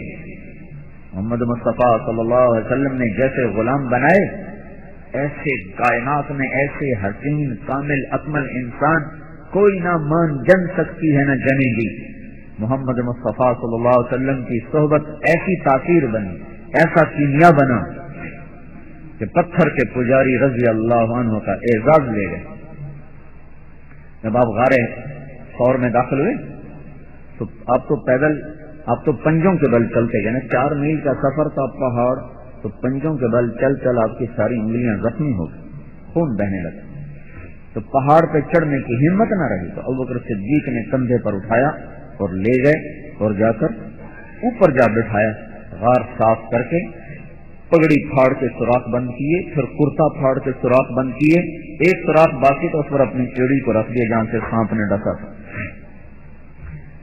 تو کہنے لگے یا رسول اللہ اندر آ جائیں. تو آپ اندر آ گئے. اندھیرے میں پتہ نہیں چلا کہ ابوبکر کا نہ کرتا نہ پگڑی. جب تھوڑا سا چاندنا ہوا تو دیکھا نہ کرتا نہ پگڑی. تو ہم نے کہا ابوبکر کرتا امامہ کدھر؟ کہ یا رسول اللہ یہ سارے سوراخ بند کیے ہیں، ڈر لگا کوئی چیز اس میں سے موذی آپ کو تکلیف نہ پہنچائے. تو آپ کی آنکھوں میں آنسو بھر آئے اور آپ نے کہا اللہ میں ابوبکر سے راضی ہوں، تو بھی اس سے راضی ہو جا اور اسے جنت میں میرا ساتھی بنا. زندگی میں پروانے آئے یہ صرف آپ کی غلاموں کے مقدر بنا. اسی وقت جبریل آئے کہ یا رسول اللہ ابشر، آپ کو بھی بشارت ہو، ابوبکر کو بھی ہو. اللہ تعالیٰ کہہ رہے ہیں میں ابوبکر سے راضی ہو گیا اور میں نے جنت میں اس کو تیرا ساتھی بنا دیا. کوئی امت ایسی نہیں آئی جن کو اللہ سلام بھیجے. یہ پہلی امت ہے جس کی خاتون کو اللہ کا سلام آیا. سب سے پہلے عورت کو سلام آیا. اما خدیجہ کا جب سب کچھ لگ گیا اللہ کے نبی پر تو جبریل آئے کہ یا رسول اللہ تعالیٰ کہہ رہے ہیں خدیجہ کو ہمارا سلام پیش کرو. اور تبوک کے موقع پر جب ابوبکر سب کچھ قربان کر دیا، اللہ تعالیٰ کے ہاں جو طاقت جو قیمت لگتی ہے نا، قیمت وہ زیادہ کی نہیں لگتی، وہ کوالٹی کی لگتی. کوالٹی کیسا عمل کیا ہے. قیمت عمل کے حسن کی لگتی ہے، کثرت کی بھی لگتی ہے تھوڑی، اور اس کی جودت، اس کا حسن، اس کا جمال، اس کی قیمت زیادہ لگتی ہے. لِيَبْلُوَكُمْ أَيُّكُمْ أَحْسَنُ عَمَلًا، ہم دیکھیں گے تم نے خوبصورت عمل کون کرتا ہے. ابوبکر سب کچھ اٹھا کے لے آئے، کچھ بھی نہ چھوڑا. عمر رضی اللہ عنہ آدھا لے کر آئے، لیکن دیکھنے میں ابوبکر کا تھوڑا تھا، عمر کا زیادہ تھا. اب اگر اللہ کے نبی یہ سوال کرتے عمر کتنا لائے ہو، تو حضرت عمر جیت جاتے، ابوبکر ہار جاتے. اور اس موقع کا سوال بھی یہی ہے. کوئی یہ مسجد میں چندہ دے تو کوئی پچھلی تو نہیں مولوی صاحب پوچھیں گے تو پیچھے کتنا چھوڑا ہوا ہے، ہر کوئی یہی کہتے کہ کتنے پیسے ہیں.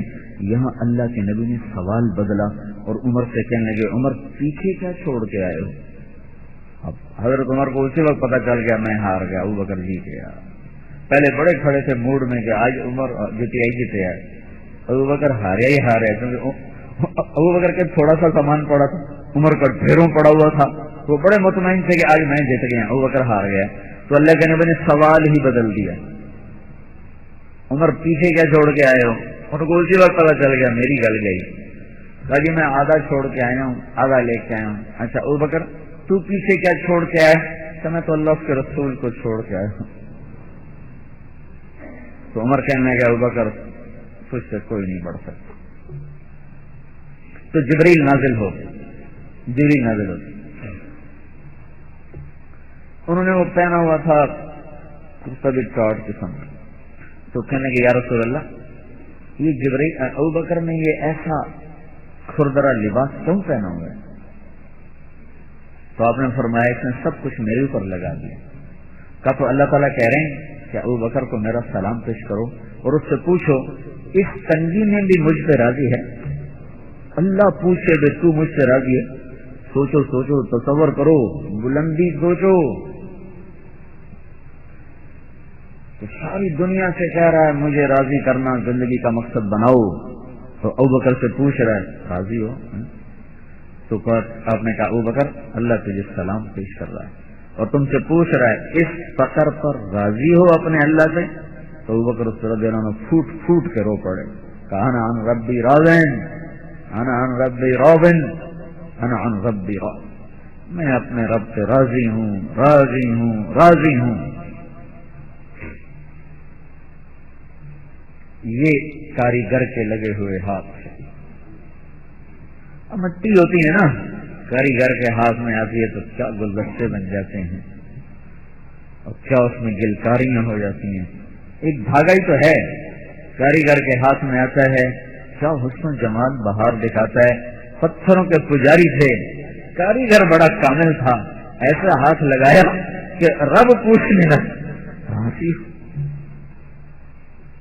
اللہ پوچھنے پہ آ جائے راضی ہو؟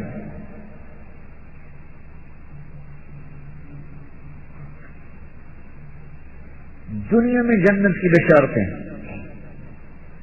یہ نہیں کہ وہ معصوم تھے، گناہ خطائیں ان سے پاک صرف نبی ہوتے ہیں، بس ان سے بھی خطا ہوئی ہیں،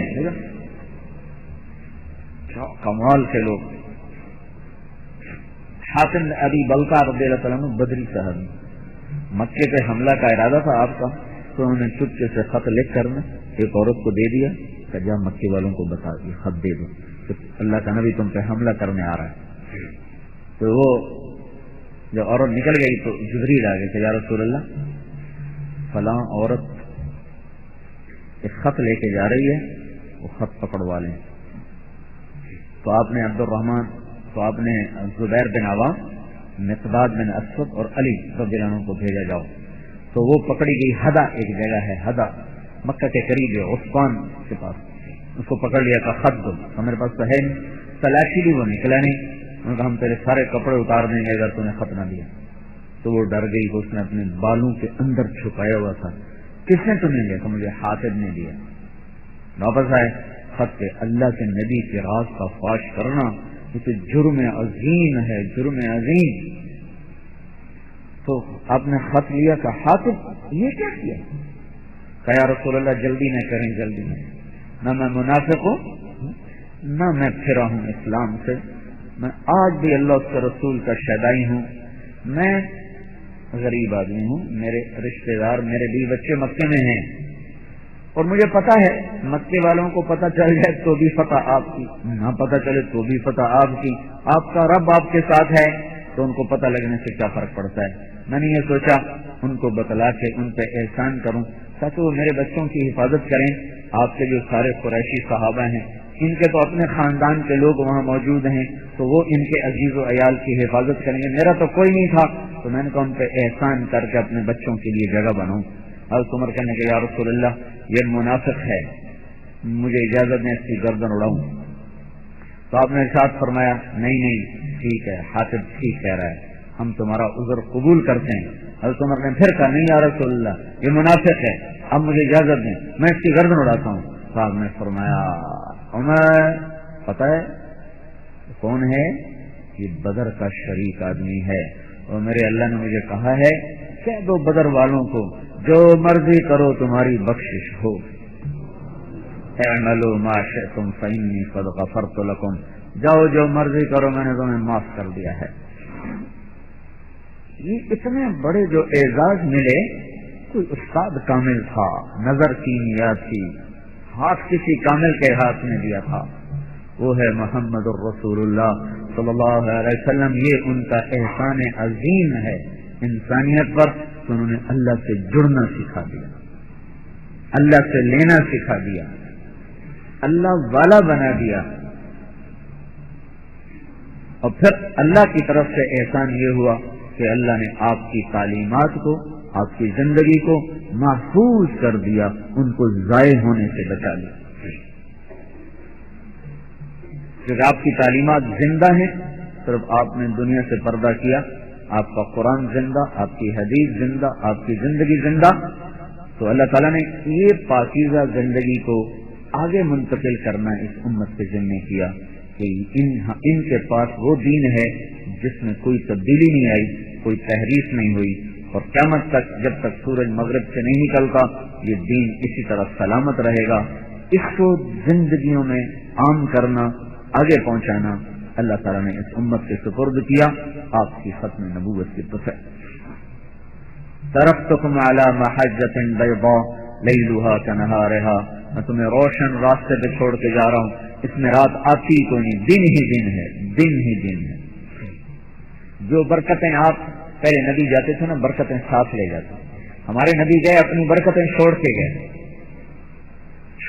گئے، جو اللہ کے غیبی نظام اسی طرح چلتا رہے جب تک یہ امت اللہ رسول کی غلامی کا دم بھرتی رہی. ان کے ساتھ نظام ویسے ہی چلے جیسے پہلے چلتے، جیسے آپ کی موجودگی میں چل رہے، جیسے پہلے نبیوں کے ساتھ چلے ان کے ساتھ بھی اسی طرح چلے. کیا عجیب و غریب بات ہے. قادسیہ سے پہلے لشکر کی تیاری کرنے کے لیے کو سامان چاہیے تھا، کچھ کھانے کے لیے جانور چاہیے تھے، تو میرخان ایک چھوٹا سا علاقہ تھا، وہاں حضرت سعد نے عاصم بن عمرو انصاری کو بھیجا. جب وہاں ان لوگوں کو پتا چلا کہ وہ آ رہے ہیں مسلمان، تو انہوں نے اپنے سارے جانور جو تھے نا گائے وغیرہ بکریاں وہ انہوں نے جنگل میں چھپا دی. جب یہ لوگ پہنچے 500 کا دستہ تھا، تو عاصم بن عمرو انصاری نے پوچھا بھائی یہاں کچھ کھانے کے جانور مل جائیں گے؟ تو انہوں نے کہا یہاں تو کچھ بھی نہیں ہے، یہاں تو کچھ بھی نہیں ہے، یہاں تو کچھ بھی نہیں ہے. تو جنگل سے آوازیں ہا نحن ہا نحن ہا نحن، گائے چلا اٹھی، جانور چلا اٹھے، ہم یہاں چھپے ہوئے ہیں، ہمیں آ کے پکڑ لو، ہمیں آ کے پکڑ لو، ہم یہاں چھپے ہوئے ہیں.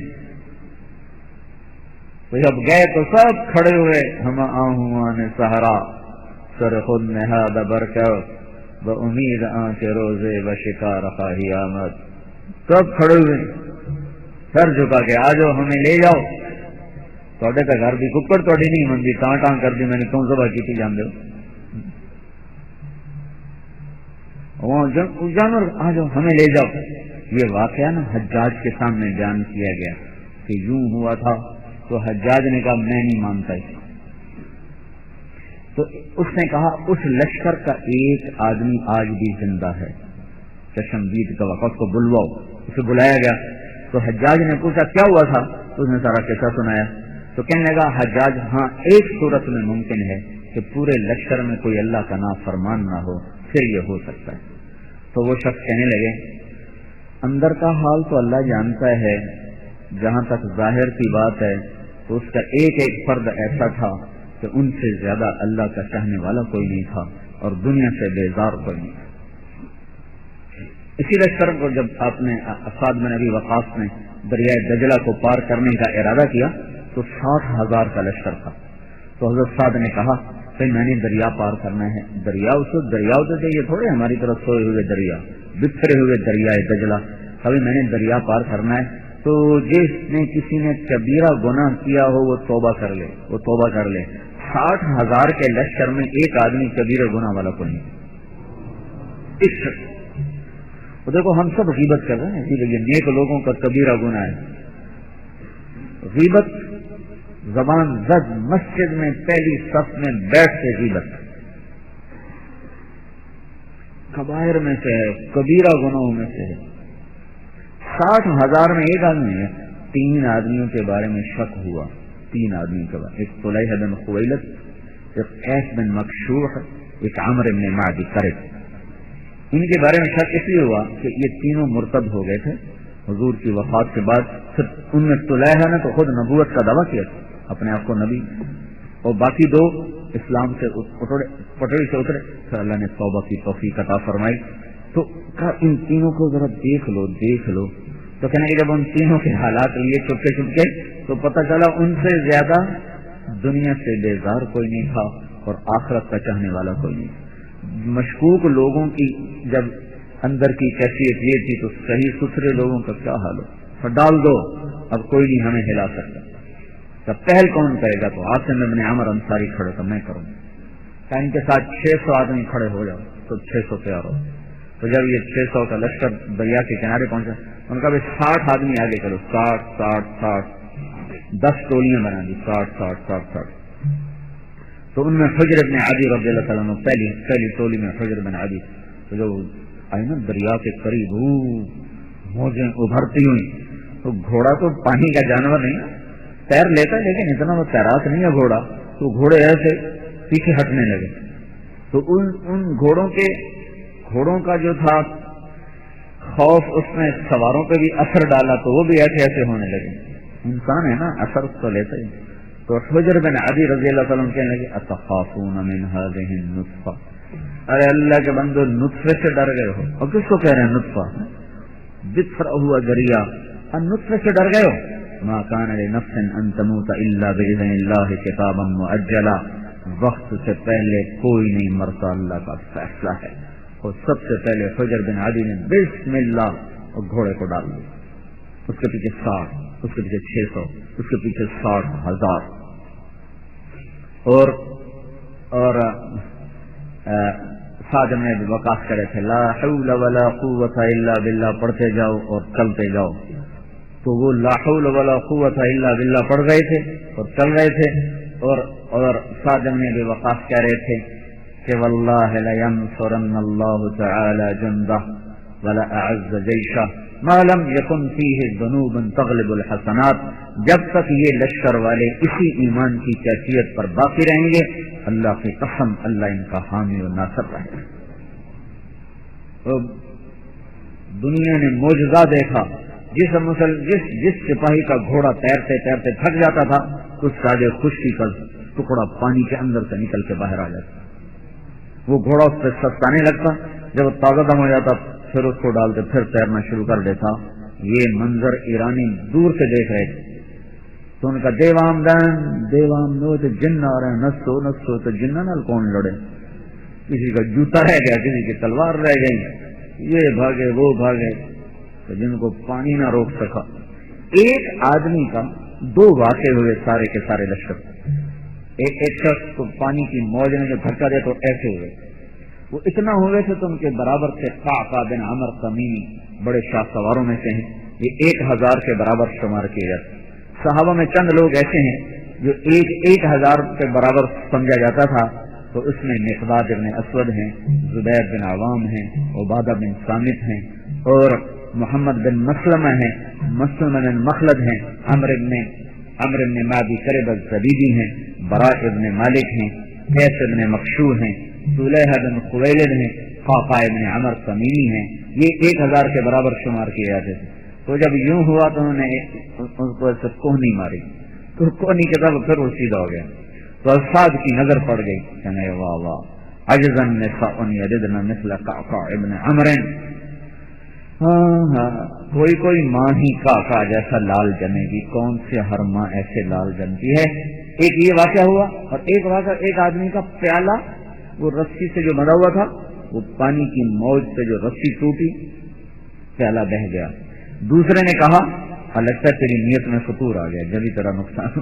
کہنے کا اللہ کی قسم میری نیت نہیں بدلی, اللہ کی قسم میری نیت نہیں بدلی. پھر پتہ اللہ سے کیسے بات کی اس نے, ان کے یعنی اللہ سے تعلق دیکھو ان کے. کہنے لگا ہاں ما کان اللہ لیسلب قدحی من بین العسکر اللہم رد الی صواعی. کیا کہنے کا یا اللہ میں ہی ملا تھا تجھے پیالہ گم کرنے کے لیے, میرے یہ لوگ مجھے تانے دے رہے ہیں کہ اس کی نیت خراب ہو گئی, میرا پیالہ مجھے واپس کر. یاری ہو جائے نا تو کام بڑے آسان ہو جاتے. کبھی ہم بھی تم نے بھی چاہتی, کبھی ہم بھی تم نے بھی راہ تھی, کبھی ہم بھی تم بھی تھے آشنا, تمہیں یاد ہو کہ نہیں یاد ہو. ہمیں شوق ہی کوئی نہیں نا اللہ سے دوستی لگانے کا, شوق ہی کوئی نہیں. تو اس نے کہا یا اللہ میرا پیالہ مجھے واپس کر. تو یہ شخص جب یوں گھوڑا کنارے پر لے کر پہنچے تو پیالہ ان سے پہلے وہاں پہنچا پڑا تھا. دیکھو نا دریا تو یوں جا رہا ہے اور یہ یوں جا رہے ہیں, تو پیالے کو ادھر جانا چاہیے, ادھر کیسے چلا گیا؟ جہاں سے انہوں نے پار کیا وہاں پیالہ آگے پڑا. تو یہ حضرت محمد صلی اللہ تبارک و تعالی علیہ وسلم کے مسیحائی ہے. عیسیٰ علیہ السلام کو مردے زندہ کرتے تھے اور پھر وہ تھوڑی دیر مر جاتے تھے. اللہ کے محبوب نے ان مردوں کو زندہ کیا جنہیں کفر کے زہر نے مرداد کر دیا تھا, ان میں ایسا تریاق ڈالا کہ جبریل بھی ان کو دیکھ کے رشک کرنے والے بن.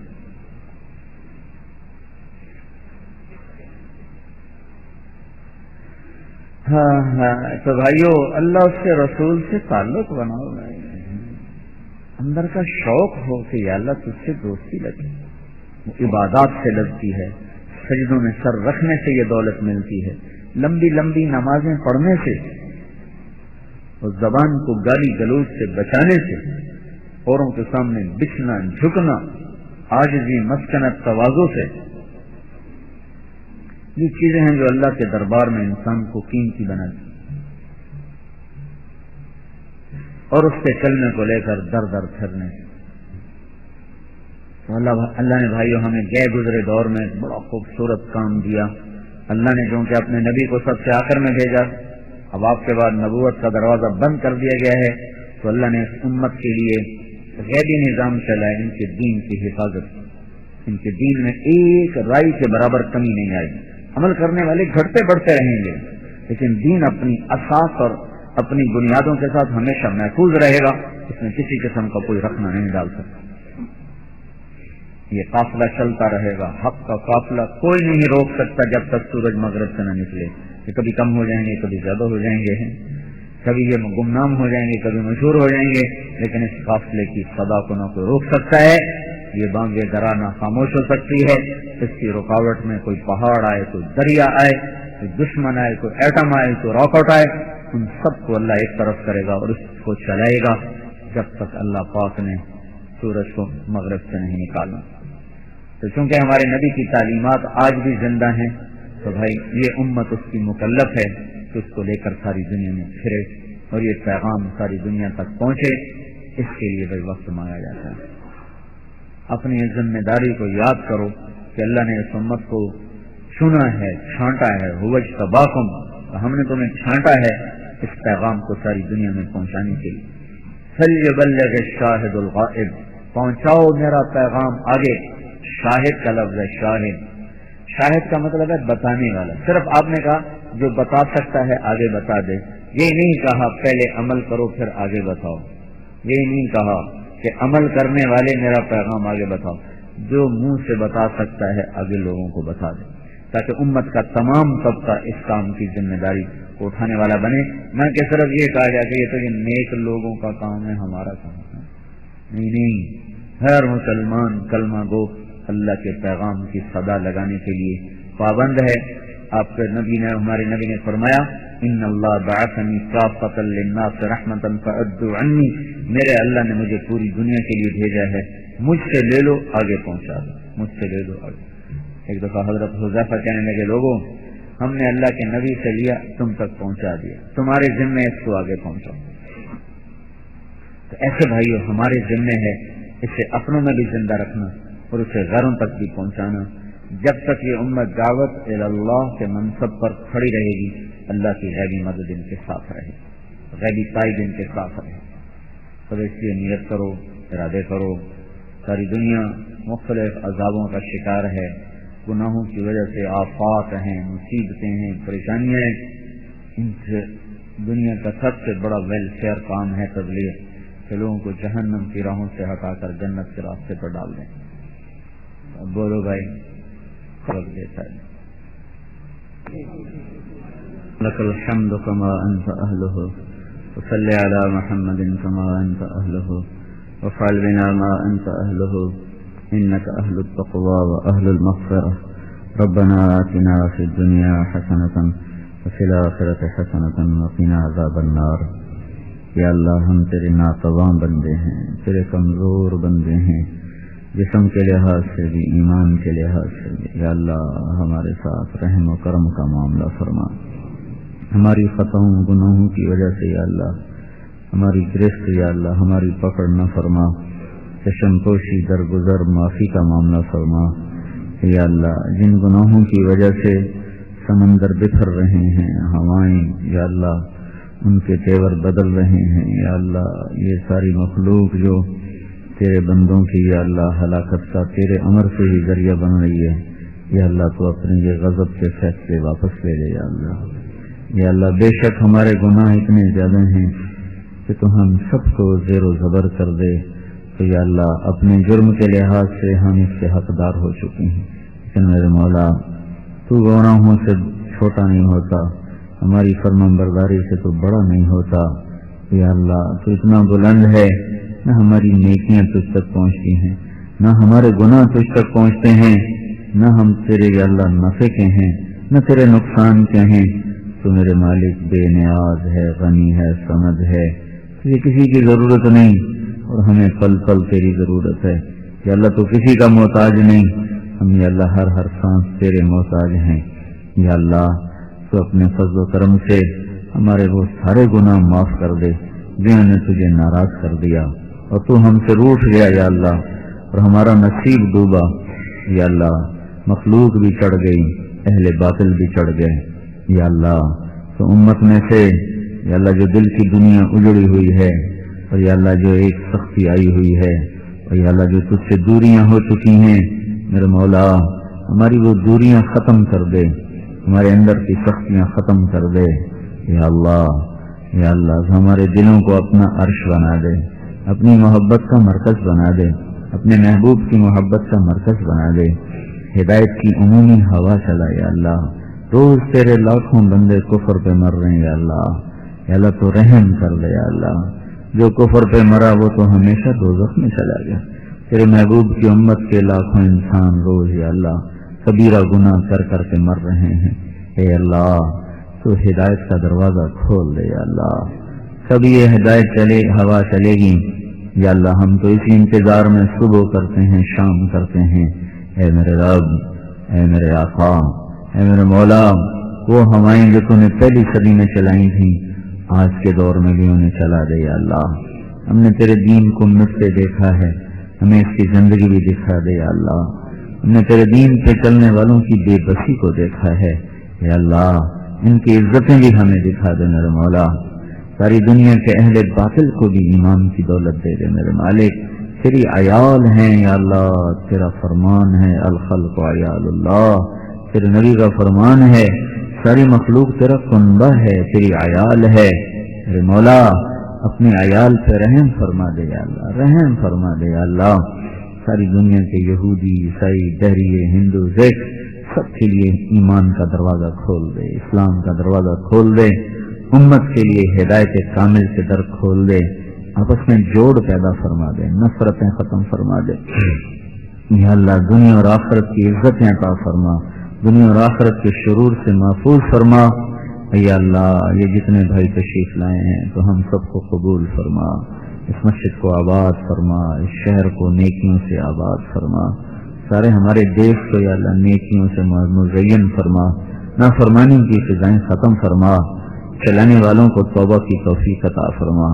جتنے تیرے بندے حج کے قافلے بن کے جا رہے ہیں ان کا سفر حج قبول فرما، آنے والے حج کو سارے عالم کی ہدایت کا ذریعہ بنا، جیسے تو نے اپنے محبوب کے حج کو اسلام کے زندہ ہونے کا ذریعہ بنایا، اس سال کے حج کو بھی یا اللہ ساری انسانیت کے لیے ہدایت کا ذریعہ بنا دے، ذریعہ بنا دے، ہماری دنیا بھی اچھی کر دے، ہماری